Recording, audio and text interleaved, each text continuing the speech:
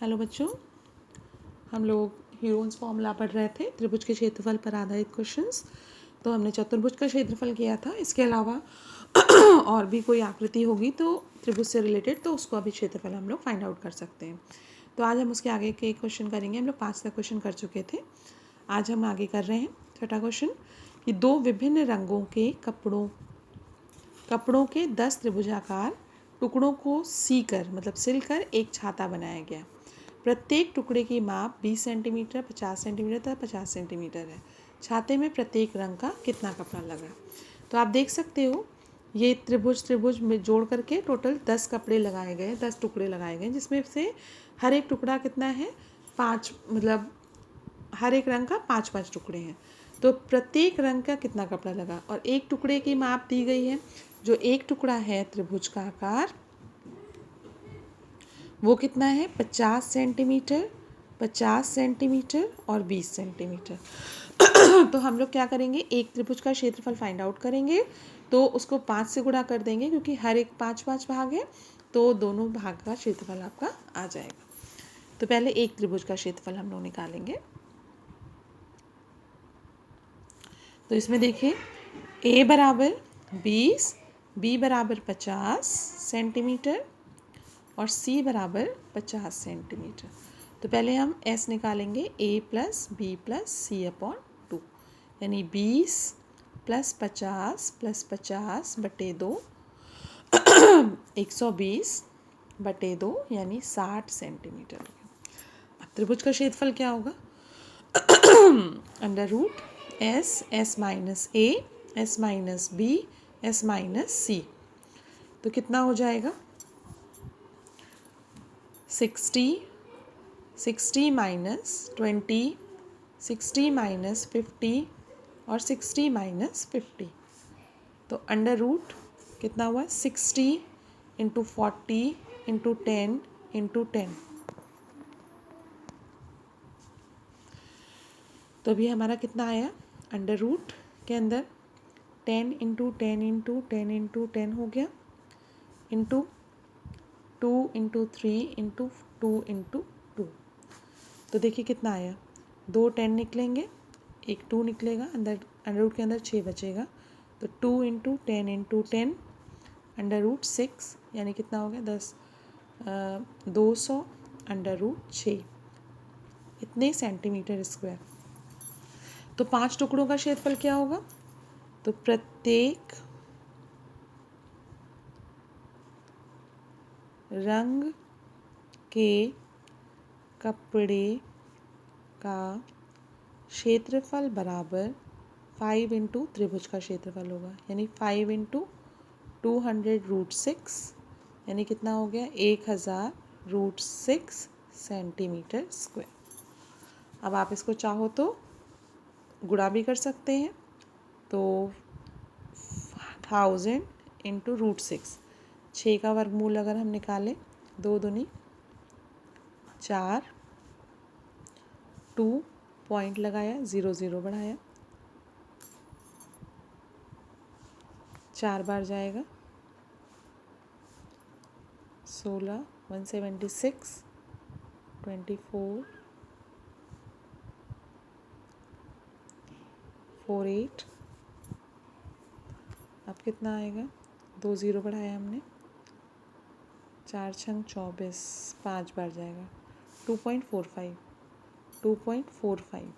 तो कितना 1000 से गुणा कर दें तो 2450 सेंटीमीटर स्क्वायर। अगला क्वेश्चन हमारा है, एक पतंग तीन भिन्न भिन्न शेडोज बनाई गई, एक भाग ये है, एक भाग ये है और एक भाग ये है। तो पतंग का ऊपरी भाग जो है 32 सेंटीमीटर विकर्ण का एक वर्ग है तो यानी दोनों विकर्ण बराबर होंगे। तो वर्ग के दोनों विकर्ण बराबर होते हैं, चूंकि लिखेंगे वर्ग के दोनों विकर्ण बराबर तथा समकोण पर समद्विभाजित होते हैं।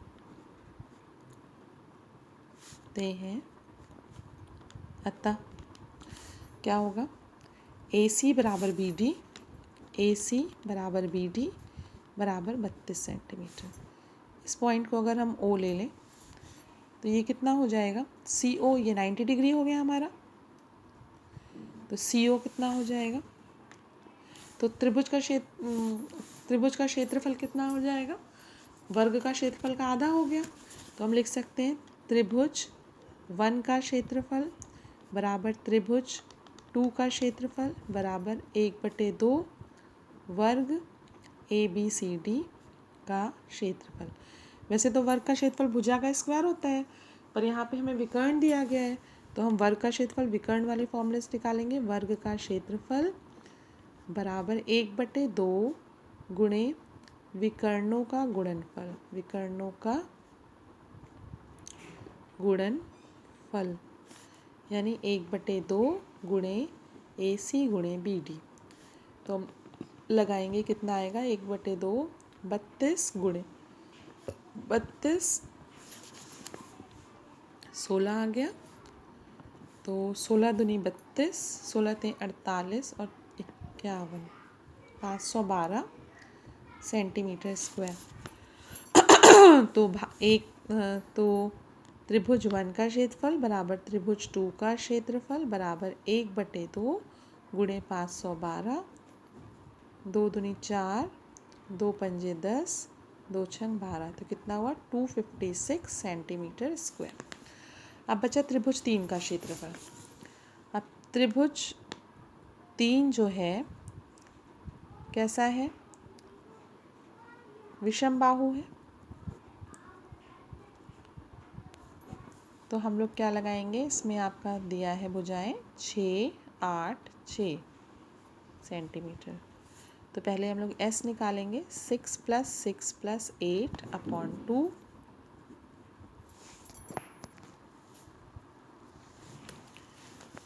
अपॉन 2 कितना आएगा, 6 6 12 8 20/2 यानी 10। तो त्रिभुज का क्षेत्रफल क्या हो जाएगा, √ एस यानी 10 इंटू 10 - 6 इंटू 10 - 6 इंटू 10 - 8, तो कितना आया, √10 गुणे 4 गुणे 4 गुणे 2। अब आप इसके गुणनखंड कर लीजिए, तो देखिए कितना मिलेगा, √ के अंदर 2 × 5 × 2 × 2 × 2 × 2 × 2, 1 2 3 4 5 6 2 है, यानी 2 गुणे 2 गुणे 2 √5, 2 दूनी 4 दूनी 8√5। तो इसका क्षेत्रफल कितना हो गया, 8√5 सेंटीमीटर स्क्वायर। दशमलव में आप निकालना चाहते हो तो आप निकाल सकते हो, हम निकाल नहीं रहे। नेक्स्ट है, फर्श पर एक फूलों का डिज़ाइन बना हुआ है, ये जैसे है, और 16 त्रिभुजाकार टाइलों से बना हुआ है। 16, ये त्रिभुज जो है 16, तो ये 1 2 3 4 5 6 7 8 9 10 11 12 13 14 15 16 सब बराबर है, त्रिभुज के आकार की है। यानी एक त्रिभुज का जो क्षेत्र भुजा है वो कुछ इस तरह से दी है, एक 9 सेंटीमीटर है, ये 28 सेंटीमीटर है और ये 35 सेंटीमीटर है।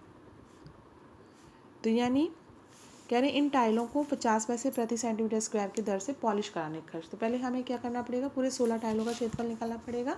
तो पहले एक टाइल का क्षेत्रफल निकाले हम लोग। तो ए बराबर हो गया 9 सेंटीमीटर, बी बराबर हो गया 28 सेंटीमीटर और सी बराबर हो गया 35 सेंटीमीटर। तो पहले एस निकालें, एस बराबर हो गया a + b + c अपॉन 2, यानी 9 + 28 + 35/2। तो एस बराबर कितना हुआ, 9 × 5 = 14, 14 और 8 22, 2 हासिल हो गए, 2 2 4 3 7/2, यानी कितना हुआ, 36 सेंटीमीटर। तो त्रिभुज का क्षेत्रफल √ S S minus A S minus B S minus C, तो कितना हो गया, √ 36 × 36 - 9 × 36 - 28 × 36 - 35। अब कितना आएगा, √ ये हो गया 36 × 36 में से -9 करेंगे 27, 36 में से 28 माइनस करेंगे 8 और ये 1, अब इसे गुणनखंड कर लें हम लोग। 36 के गुणनखंड करेंगे, 2 गुणे 2 गुणे 3 गुणे 3, 2 दूनी 4 3 12 3 36, 3 गुणे 3 गुणे 3, 2 गुणे 2 गुणे 2। अब आप देखिए 2 3 3 2, इनका जोड़ा बना 2 3 3 2, और अंडर रूट के अंदर क्या बचा है हमारे पास, 1 2 1 3 बचा है। तो कितना हुआ, 3 3 9 चौक 36 अंडर रूट 6। तो अभी हमने निकाला था रूट 6 का मान निकाला था कहीं 2.45, तो 36 इंटू 2.45 गुणा कर दें हम लोग। अब कितने टाइल्स हैं हमारे पास टोटल, 16 त्रिभुजाकार टाइल। तो 16 टाइलों का क्षेत्रफल कितना हो जाएगा, 16 गुणे 36 गुणे 2.45। बच्चों आप इसको गुणा कर लीजिएगा, उतने सेंटीमीटर स्क्वायर। अब एक टाइल पर खर्च कितना है, 50 पैसे है, तो लिखेंगे 1 सेंटीमीटर स्क्वायर पर पॉलिश कराने का खर्च है बराबर 50 पैसे। इसे रुपए में लिखेंगे तो 0.50 रुपये। तो जितना हमारा आया, जितना भी ये वैल्यू आई है, उतने सेंटीमीटर स्क्वायर पॉलिश कराने का खर्च कितना होगा, 0.50 इंटू 16 गुणे 36 गुणे 2.45, जितना आएगा उतने रुपए ये आंसर हो जाएगा। ये आप लोगों को करना है बच्चों, ये गुणा आप खुद करोगे। अगला प्रश्न है, एक खेत समलंब के आकार का है जिसकी समांतर भुजाएं, नेक्स्ट क्वेश्चन है, एक खेत समलंब के आकार का है जिसकी समांतर भुजाएं, असमलंब क्या होता है, दो भुजाएं समांतर होनी चाहिए और दो भुजा असमांतर है, तो ये समलंब, ये समांतर भुजाएं। समांतर भुजाएं 25 और 10 है और इनके समांतर भुजाएं नहीं है। तो जैसे मान लीजिए समांतर भुजा ए और बी हो गई और असमांतर भुजा ये है, इनके बीच की लंबवत दूरी h है। तो समलंब का जो क्षेत्रफल होता है वो 1/2 समांतर भुजाओं का योग गुणे उनके बीच की लंबवत दूरी होता है। तो अब हमें करना क्या है, पहले इसका चित्र बनाएंगे हम लोग। ये आपका कुछ इस तरह से ए बी सी डी, एक भुजा 25 दी गई है, एक 10 दी गई है, ये समांतर भुजाएं हो गई। असमांतर भुजा ये 13 मीटर और ये 14 मीटर। हम लोग क्या करेंगे, इसके समांतर यहाँ से रेखा खींच देंगे। सपोज़ ये ई हो गया, तो अगर ये 13 है तो ये 13 हो गया, तो ये आपका एक समांतर चतुर्भुज और एक त्रिभुज हो गया। तो अब समलंब का जो क्षेत्रफल होता है, इसके बीच की लंबवत दूरी हमें नहीं पता, तो लंबवत दूरी निकालने के लिए ये आप ई, ये एफ ले लें और ये एच हो गया, ठीक है।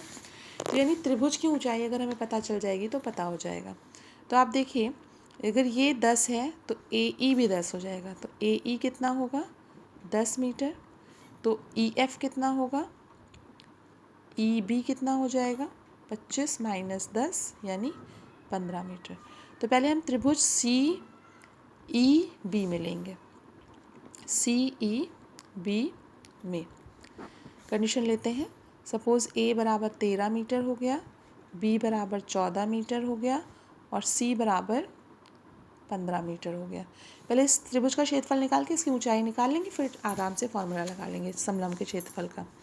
तो एस बराबर क्या होगा 13 + 14 + 15/2, कितना हुआ 5 4 9 3 12, 42/2 यानी कितना हुआ 21 मीटर। तो त्रिभुज का क्षेत्रफल क्या होगा √S यानी 21 × 21 - 13 × 21 - 14 × 21 - 15, कितना आया √21 गुणे, ये हुआ 7 के 8 गुणे 7 गुणे 15 माइनस करेंगे तो कितना आएगा 6। अब इसके गुणनखंड करें। 3 गुणे 7 गुणे 2 गुणे 2 गुणे 2 गुणे 7 गुणे 2 गुणे 3। अब देखिए, एक 3 निकल आया, एक 7 निकल आया, 1 2 3 4 2 है, तो 2 2, तो 3 से 3 से 21 हो गया। 21 चौक को कितना हो गया? 84 मीटर स्क्वायर। अब त्रिभुज का क्षेत्रफल क्या होता है? और दूसरा फॉर्मूला, त्रिभुज का क्षेत्रफल बराबर 1/2 आधार गुणे ऊंचाई भी होता है, तो इसको हम लगा सकते हैं 84 बराबर 1/2। आधार इसका कितना है? निकला था हमारा 15 निकला था ना, तो यहाँ ये 15 मीटर है, तो 15 गुणे ऊंचाई h, तो यहाँ से h निकाल लें अगर हम, तो ये इधर चला जाएगा।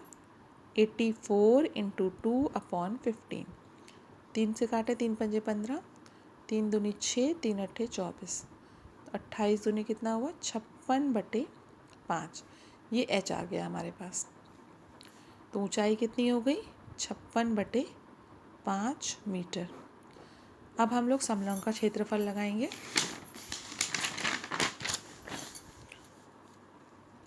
समलंब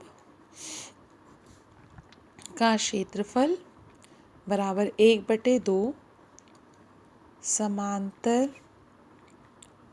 भुजाओं का योग इंटू लंबवत दूरी या ऊंचाई। तो कितना होगा? 1/2, समांतर भुजाएं हमारी कितनी थी? 10 और 25, 10 + 25 इंटू इनके बीच की लंबवत दूरी कितनी आई है? 56/5, 56/5। तो 1/2, 10 + 25 35 गुणे 56/5।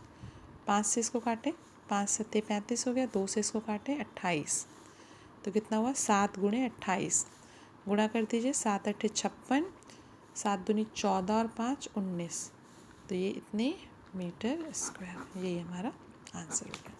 तो बच्चों, इसको आप लोग करिएगा, और क्वेश्चन हम आपको देंगे, तो आप लोग उसको भी सॉल्व करने की कोशिश कीजिएगा। थैंक यू बच्चों, हैव अ नाइस डे।